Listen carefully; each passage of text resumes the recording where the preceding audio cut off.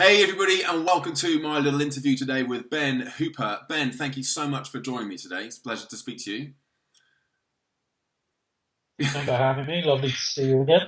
Um, just for anybody who hasn't heard of Ben and what he's about to do, Ben is what he'd regard as an ordinary guy about to do an extraordinary thing. He's about to, let me get this right, you're going to swim the Atlantic Ocean. That's right, Ben. Yep, 2,000 miles is the approximate distance, the straight line distance of 1836, every single mile from Africa to Brazil.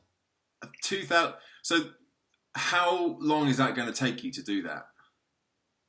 We're looking at around 120 to 130 days ish. It depends on the conditions. And, the one thing we must do is swim every single mile for it to be recognized, of course, by Guinness Book.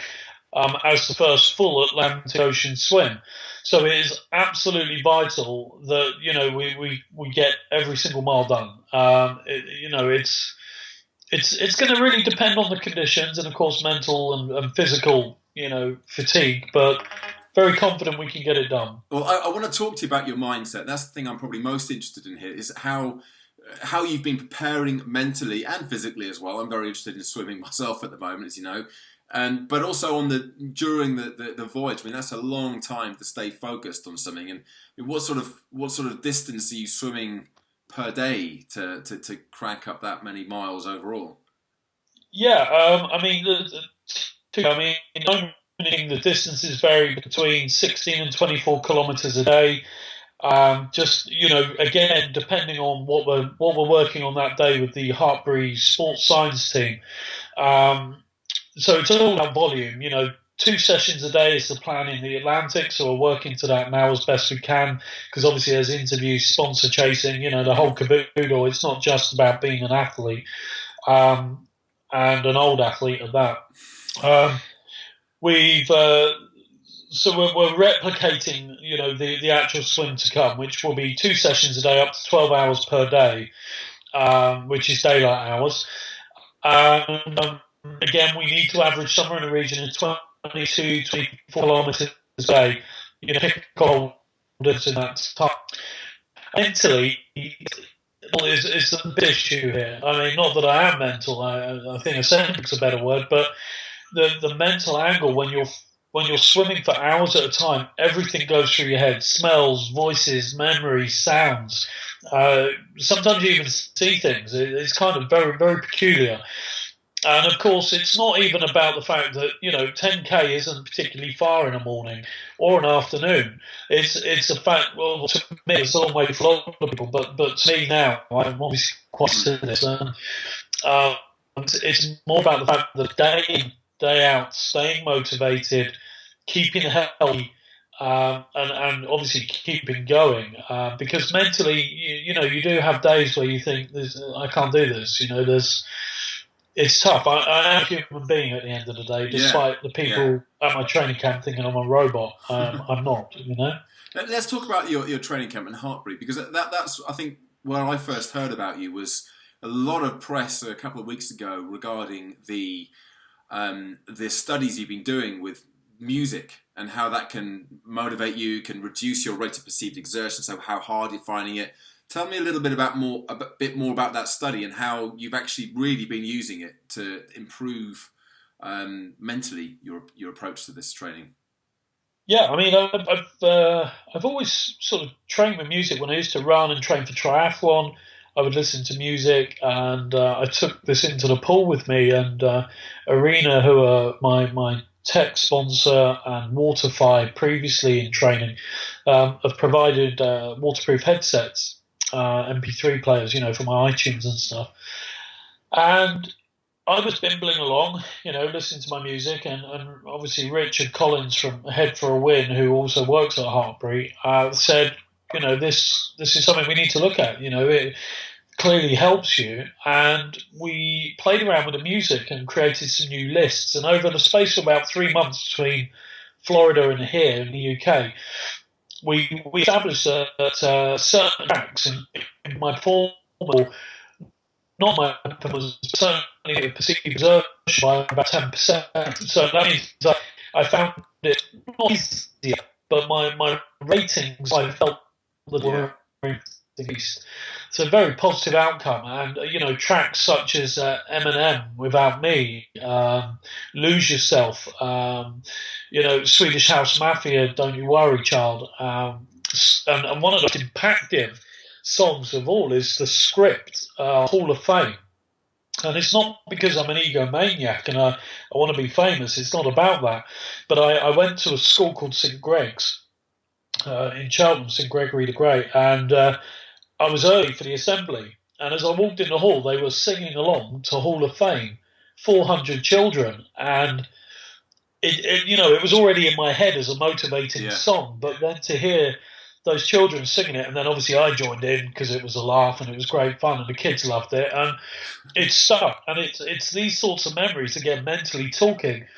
As well as the impact of other schools, and having seen 6,000 children so far, that I will take forwards with me and call upon when I get to a point of staring at a blue wall, for 12 hours a day, and I'm thinking I can't do this. I have to remember the children behind me. Yeah. So how much of when you're training, and presumably when you're actually doing the challenge itself, how much of it will you be thinking about your stroke and being really present with what you're doing, and how much of it do you think your mind will wander and think about these memories, these things that are motivating and driving you? Yeah, something I try to do on the way to swimming, and it works, is to start preparing it. So I will listen to music in the car of a certain type, so quite fast paced, almost aggressive music as well. I think with some of the stuff I listen to, I start to imagine in my head my arms turning over. I start to visualize being in the ocean, and I do this when I get in the pool. I visualize being out there in Key West, going into the Atlantic or the Gulf, and when I'm swimming, to get into my zone even further, the visualization continues, including looking at what's on the sea floor underneath me. Now, obviously, in the Atlantic, it's going to be pure blue, but for the purpose of swimming in a pool, it really helps. I think during the actual swim, my mind will wander, and I have to let it go. I have to go into a zone. But there's threats. There's threats from objects, jellyfish, sharks. I have to be aware of that, because the guys on the boat will only see so much. I see underneath me, they don't, Yeah. So I need to be mentally alert. And I think this is where I come back to the other thing I do, which ironically sends me back into my zone, which is to focus on one stroke at a time.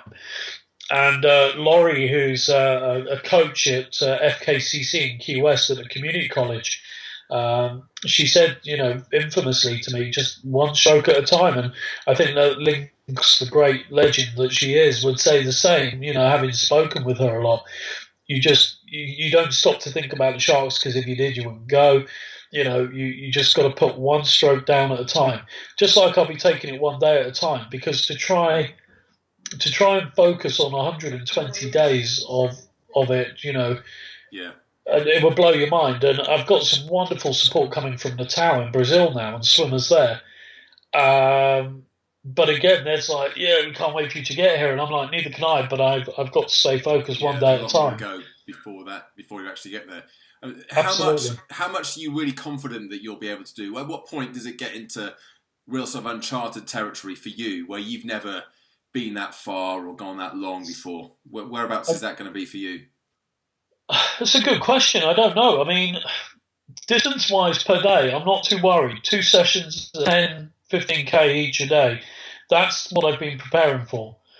I think the issue is going to come maybe a few weeks or a month, where it's just the same constant routine, although I'm sure every single day is going to be very different because of the weather, because of the marine life, myself, the crew. There's a lot of other factors, but I think, after that first month, and I suppose physiologically, I will continue to train on an upward trajectory as I swim for that first 30 days or thereabouts. And then, of course, the body will plateau and start to break down. And this is where the supplements from Vitabiotics and all the food we're taking from Creed and, all these various angles come into play. As well as, of course, the wetsuit arena design with the shark camouflage on it. So, there's And again, that's another mental angle because I know the shark team will be there. They've got repellents. I've got my arena wetsuit with the camouflage on it. You know, there's certain reassurances, but mentally, you do have to keep the demons at bay and get in the zone. So I really think after about 4 weeks, the struggle will start with Okay. sort of 12 weeks to go. Yeah. Actually, something you mentioned there about how the nutrition and the supplements are really going to come in. I'm intrigued as to how you're planning on getting. I think I read somewhere 12,000 calories a day was the plan. I mean, if you're swimming for 12 hours, how are you going to get so much or enough energy Yeah. into your body? Well, this is the big question. We know I'm going to burn at least 9,000 calories a day, at least. I can physically only take in 250, 300 calories an hour, digestion wise. We know that. I'm obviously going to stop to refuel every half hour in the water. Hopefully, not touching the boat and all that. It's got to be bottle fed and past the throat. And then during the recovery session in the middle of the day, I will have to refuel. And then obviously at night, I'll have to have a bigger refuel. So I think that's where we pick it up. The recovery food needs to be about 2,500 calories. Breakfast needs to be about the same. And then the meal in the evening needs to be about 3,000 or 4,000 calories And over a how would couple you of get that? hours. What would you eat to get 3,000 calories? A big roast This, dinner, or what would it be? well, yeah, I mean, obviously we can't carry whole Yeah. cows and chickens. So the food's being pulled together by Creed Services at the moment, but food services. But obviously, we need fats, we need carbs, we need Mm. proteins. It's got to be quite high carb and fat content too, because that's what I need energy wise. Obviously, for the immune side, vitibiotics are contributing with the protein and the immune boosters and things like that to help. Because obviously my immune system takes an absolute shooing. As you can probably hear, I'm still bunged up, and I apologise to your viewers for that. But Yeah. that's the biggest issue. Yeah. How do you cope with that? I mean, you can absolutely perfect preparation, but you come down with a bit of a sniffle or a bit of a cold or the flu, because obviously the training like you are, your immune system really is taking a battering. So you're taking something to support that specifically, are you? I'm trying. I take iron, magnesium, and vitamin C supplements. Um, I'm whacking down a combination of 81 green vegetables in a dried powder format a day as well, and that's helping. It's helping in some ways. Of course, with the protein supplement too, Mm. that helps. I mean, on a full training week, I'm taking on about 220 grams a day of protein, which is almost borderline narcosis time. It's too much. But I need that, to sustain my muscles and keep the rotators in place and so on, Yeah. But that is the biggest concern because it isn't that the distances each day are huge. I mean, they're long swims, don't get me wrong, but it's a day in, day out Yeah, process. not giving your body that chance to recover. Exactly, and we're looking at the moment as to how we can build in recovery sessions because I don't think I can take a day out. Now, obviously, if the weather's bad or the marine life won't bugger off from the side of the boat, then, whilst we sort that out, I'm not in the water. Yeah. That also means we've got to play catch up somehow, which is highly probable that there will be days like that. So I may well be made to rest. Otherwise, we'll adjust the session distances. So maybe in the morning I do 14, 16K, what's that, 680 length to the pool or something, but in the ocean. And then in the afternoon we shrink it down and maybe just do an hour or two, somewhere around 6, 7K. Yeah. So it's still swimming, still making progress, but just an easier It's day to like allow your body to recover. like a recovery session, I suppose you would call it, like a recovery Yeah. session. Uh, Where's all this come from, Ben? I mean, you haven't just woken up one morning and thought, you know what, I'm going to swim the Atlantic. You've done other extreme swims, and you've been in swimming for a long time. Where first of all, how did you get into swimming? Why is it such a big part of your life? And when did you decide that this challenge was something that you believed you were capable of achieving? Yeah. Well, where do we go? I mean, yes, I drowned when I was 5.5 in Belgium, and was brought round on the pool side. So you actually drowned? Yeah. It all went black, and I woke up laying down on the poolside with a big Belgian guy leaning over me. I assume that's what it was. that was great. But it sort of had the opposite impact. I got back in the next week, got a load of badges on my school bag, yada yada, great, moving on. But the affinity with water's always been there. As a teenager, I did some BT swimathons, got into amateur level triathlon a little bit. I wasn't anybody special, but just, pretty fit. Uh, Even if not visually, just physically. And that was great. But the affinity with the sea's always been there. Bit of scuba diving, bit of free diving. Just wherever I go in the world, I have to go in. New water, I will go in whatever I'm wearing. Jeans, t-shirt, the lot. Really? Much to the surprise of people in Key West the first day I arrived there. I've got all these tourists in their shorts watching me walk into the water in my jeans. But yeah, yeah. It's that crazy English guy, Mad Day, what is it, Midday Sun and Mad Dogs or something. But yeah, and that's where it's been. And I hit a critical mass moment about 2.5 years ago, very depressed, very low. It's something I think that's very common in sports people as well. A lot of runners compensate for depression with running, and I find that quite fascinating. But for me, I hit this rock bottom moment, and I have a daughter to think about. I had a life to do, and I thought, you know what, maybe this is the time. This is it. So I checked my research, updated stuff, realised it was still to be done every single mile. Because obviously Benoit Lecomte swam it in '98. Someone's done it, but it didn't count. Was that correct? I think we have to be careful how we word it, but basically, it wasn't recognised by Guinness. In '98, Benoit Lecomte swam from Massachusetts to France in 71 days with a week in the Azores, according to his records online. And that equates to 55 miles of swimming per day, at least, right, in 8 hours on average. So, with all due respect to his feat, and obviously the fact that Guinness didn't recognise it, and I've discussed this with Guinness. It's a wonderful thing he's done. But we will do every single mile. We will be transparent with the recording. I have an observer coming with me. We're really going to define this and make it visible because, anybody that says they're going to swim the Atlantic and return to the GPS point they got out at is bananas. You could not physically carry enough fuel for that because the ocean's not always going to be going with you. And the wind may not be there for you to sail back every day. So you have to carry a huge amount of fuel. And that's simply not possible. So, like with what we're doing, we're going to take an L-shaped swim due south from Dakar to the equator, roughly along the equator, up to the ear of Brazil. That's nearly 4,000 miles.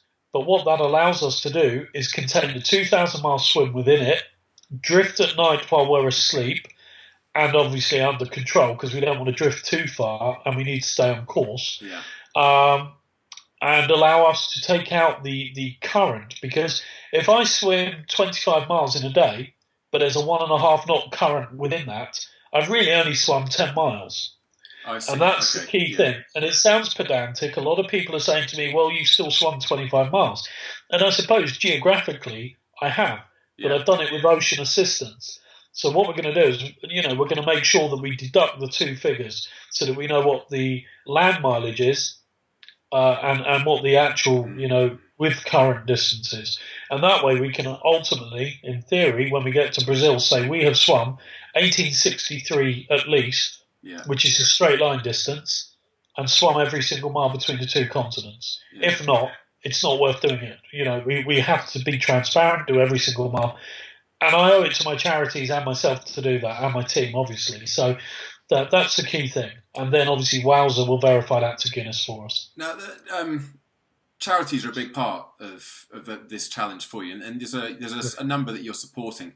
What was it that made you decide to support the various charities that you are getting behind, and what will it kind of mean to you, or how much will it help you mentally thinking about these charities whilst you're in the middle of the journey? Yeah, I've got 4 charities. I chose Maggie's Cancer Care because I know they're a smaller charity than Macmillan, and I lost my auntie when she was 46-ish. She collapsed and in the space of 12 weeks was gone to cancer. And even recently at Maggie's event, I met a lady called Tracy who is, she recovered from breast cancer and is now battling bone cancer. And we both made an agreement that we will both achieve Brazil. So even if she's not there, she will make it to Really? Brazil, because it's obviously terminal. So there's a very personal connection Yeah. there. The second charity is Addiction. Whilst I served in the police, I saw a lot of issues with drug and alcohol abuse and misuse, and obviously in psychology, got to see the other side of it too. So I thought I would support Addiction. SOS Children's Villages do a wonderful job globally. Parenting programs, villages, whole villages being constructed, and they actually built the school in Dakar, where I'm starting from, and that school with my daughter's school in Cheltenham, in Gloucestershire, designed a logo together, which is lovely. Oh, So lovely. obviously I want to support them. And then you have CCP, Cotswold Community Projects, based here in Cheltenham, and they work with underprivileged families, very, very low deprivation areas and income. They're giving children beds to sleep in where they sleep on floors. They're working with Whole Foods to provide food to families that just haven't got any food. On the flip side, they help people get off the streets and into jobs all the way through, almost like a rehabilitation program. So they do a lot. They've even got music studios for budding youth musicians to work through, and they run also running events, which I should point out to you. The Cheltenham Challenge is coming Yeah. up, and there's some fantastic levels of racing there, ultra marathon as well as Yes, right from half. 5K up to ultramarathon, isn't it? It's everything. It is, and if you and your readers want to come along, the PR lady for CCP that runs it also works for me. So we've got some lovely tie-ins there for your Yeah. viewers. Um, but obviously that's my full charity, and we're looking to try and help the Marine Conservation Society too at the moment. But the idea is to raise £1 million across my charities. Mm. It would be ideal to get 4 million people to donate £1 each. Obviously, then every charity does really well. But as close as we can get would be great. Now, tell me about the Ben's Miles as well. This is how you're funding the expedition, isn't it? Um, To actually get off the yeah, ground. basically we've still got to raise about 20-30K. Now a lot of that is equipment, so we may as yet get the equipment in, which means the cost comes down that we're outstanding, because the total expedition cost is not shy of 300,000, which we've had to raise from the ground up. I don't come from a privileged background, so I've had to build this from zero, um, and train for it obviously at the same Yeah. time. But the idea of Ben's Miles is people can buy a mile. Now, if you buy it for £10, you put your face on the wall, you get your name written on the boat. Um, Through the website, you can track me on GPS on the live map once I start. Now, if you buy a bigger mile, the premium miles, you can get yourself on the map page with a big old picture or company logo. It's obviously that end's designed for companies to get involved with. And obviously, the end mile is worth £5,000 and the first mile is worth £2,000. And out of all of this, we will take a 10% portion for charity. But obviously, Ben's Miles was created to help finish expedition funding. Yeah. Our main charity drive will start when the swim starts, and obviously you'll hear more about that in the coming weeks through the website and obviously press as well. Mm-hmm. But it's a chance for everyone to get involved. Yeah, and it's great. And I've bought a mile. I'm sure I'll buy a couple more actually because I think it's Thank you. it's incredible. I love the idea that you can actually be a part of it as well. Have your name on the boat, and I feel like you've actually bought a mile to contribute towards the challenge. You say that obviously the last mile is a big mile. That's going to be lots of attention, lots of motivation for you. The first mile as well, lots of attention, a lot of motivation. The middle bit's going to be the challenge. If I would have thought. I mean, how hard is it going to be for you when you feel like you're out there swimming every day, 12 hours a day? I mean, how much of what's going on back home and in Brazil and all the other places you're going to be touching, how much is that? You're not going to necessarily have the same sort of focus in the middle of the journey as you are at the beginning and the end. So is that going to have an effect on you? Do you think, or you just got to go out and do your thing? Yeah, I mean, I think I have to go out and do my thing. That is the only way to deal with it. In terms of contact, I mean, obviously, I'm available for some interviews. There'll be social media running from the boat. Obviously, it's being filmed for a documentary too. They're just looking into whether they can do it live as well, which would be Wow. Okay. fascinating. Yeah. Maybe fascinating, or it could be downright boring. But stuff will happen. But as to how much of that I get involved with, I don't know. It's a bit of an unknown. If I Would start it talking help to you? family and friends, Would it help you? Do you think to kind of have that feeling of a real push from everybody, kind of really gunning for you right the way through? Or is there a part of you that feels, once you've left and all this kind of excitement's gone, it's going to be quiet, you're going to be forgotten until you get to the end again? Now that, for me personally, that would be my worry. I'm just wondering if that's ever something that's crossed your mind, or yeah. are you I so mean, focused? it's kind of a two-pronged thing because the PR guys at this end should keep the message going for the public and the charities Yeah. anyway, and obviously all our followers and supporters today too, and hopefully your viewers as well. Um, I think it's a curious one because you only need something to get sewn in your head, and it rattles around when you swim for hours at a time. Mhm. Somebody's odd comment, which to them might be sarcastic or funny, could actually be quite serious in my Yeah. head, and it will start as a little nutshell and then expand into a Yeah. nut Time tree. you've got to think about it. Exactly, and it's nothing worse than a bored person, somebody who's just, got nothing else to think about. So it's a bit of an unknown. I think we're going to limit the contact. Maybe if I'm having a really, really bad time, the crew come pick me up, that's the time to pick up the phone and maybe speak to my daughter or family and Yeah. you know. But otherwise, I think it's in the zone, get in the zone, stay in the zone, and just keep bloody going. Eat, sleep, swim, repeat. You're setting off, or the boat's setting off in just a few weeks' time, isn't it? And I know you were saying earlier that you're a sailor down, and you're looking for an experienced sailor to help. The crew sort of pulled out Yes, at the last minute, unfortunately. yeah. Sadly, we've had one team member drop out, which yeah, is it's not helpful, but it's not. Yeah, it's not helpful. We desperately need to find somebody. We have 4 weeks until the boat has to go. Then it's a case of how long it's going to take us to get down there, because obviously Bay of Biscay is a bit vicious this time of year. So we want the boat to get there in one piece. So ideally, we need somebody to join the skipper to go down. Probably by the end of the second week of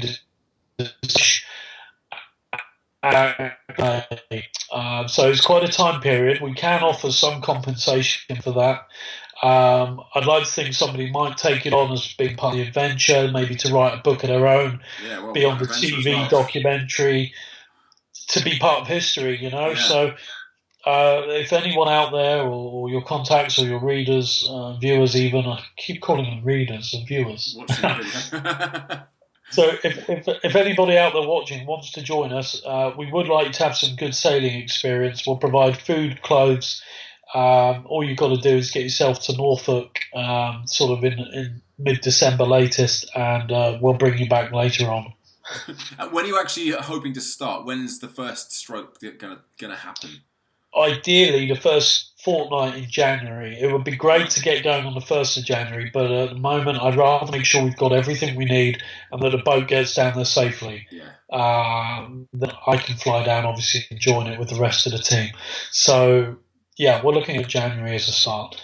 Well, listen, Ben, I wish you the best of luck. I mean, it's an absolutely mind-blowing scale of adventure that you're embarking on here, and you seem very kind of calm and relaxed about it. Because it's your bread and butter, and I know that. And I'm thinking about how I struggled to do 20 lengths of the pool this morning, but I know that it's all relative, and I know that you'll be a success, and I just hope that you can get Thank everything you. together and stay focused for the rest of your training and for the next 3 months as you embark on swimming the Atlantic.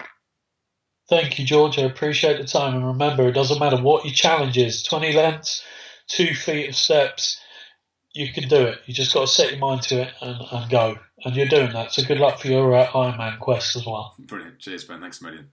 Thanks, George. Cheers.